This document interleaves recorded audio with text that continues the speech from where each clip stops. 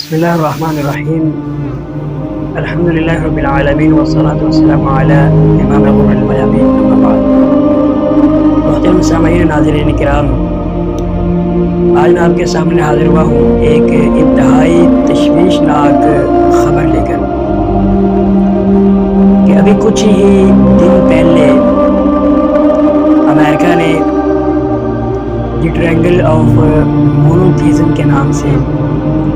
ایک کتاب لکھی ہے، ایک کتاب ایجاد کی ہے، جس کے اندر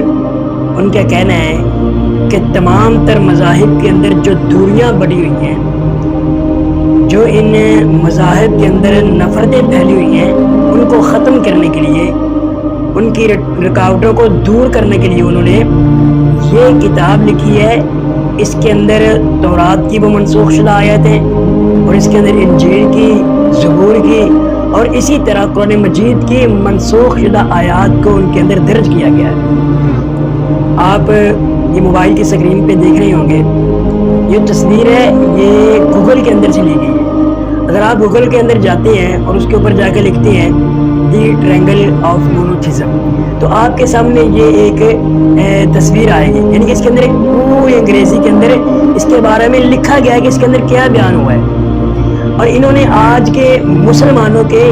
جذبات کو مجروح کرنے کے لیے یہ کام کیا ہے۔ حالانکہ اللہ رب العزت کا قرآن کہتا ہے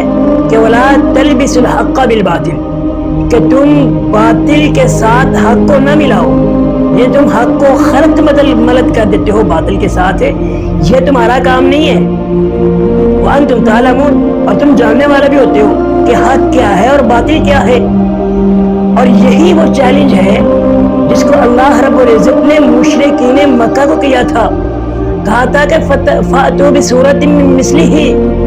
تم جاؤ لے آؤ اس کی مثل، ایک سورت ہی لے آؤ، کوئی اس قرآن کی مثل لے کے آؤ۔ لیکن وہ مشرکین مکہ یہ سارا کام کرنے سے قاصر تھے۔ آج امریکہ نے خود ایک نیا قرآن بنا کے مسلمانوں کے جذبات کو مجروح کر کے رکھ دیا ہے۔ یہ بھی قرآن کی بے حرمتی کے اندر آتا ہے۔ صرف قرآن کو جلانا ہی بے حرمتی نہیں ہے، قرآن کے تقدس کو پامال کرنا ہی بے حرمتی نہیں ہے،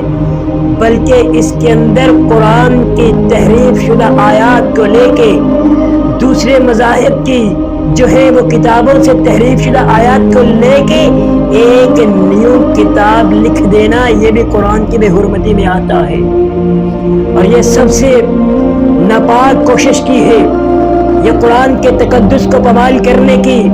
ناپاک جسارت کرنے والا امریکہ ہے، جس نے دی ٹرائنگل آف مونوتھیزم کے نام سے یہ کیا ہے۔ یہ میری تمام مسلمان بھائیوں سے ریکویسٹ ہے کہ مسلمانوں اپنی غیرت کا، یہ اپنی غیرت کو جو ہے بیدار کرنے کا ثبوت دیجئے کہ ہم ابھی تک زندہ ہیں، قرآن کی حفاظت کے لیے، قرآن کے تقدس کے لیے، قرآن کی عزت کے لیے آج ہم مسلمان زندہ ہیں۔ اور آئیے میری اس آواز کے ساتھ اپنی آواز کو ملا کے اس آواز کو بلند کیجئے، تاکہ جو امریکہ نے یہ کوشش کی ہے، اس کی ناپاک جو ارادے ہیں، اس کے جو ناپاک عزم ہے، ان کو ہم مٹی کے اندر، خاک کے اندر ملا سکیں۔ بہت شکریہ۔ السلام علیکم ورحمۃ اللہ۔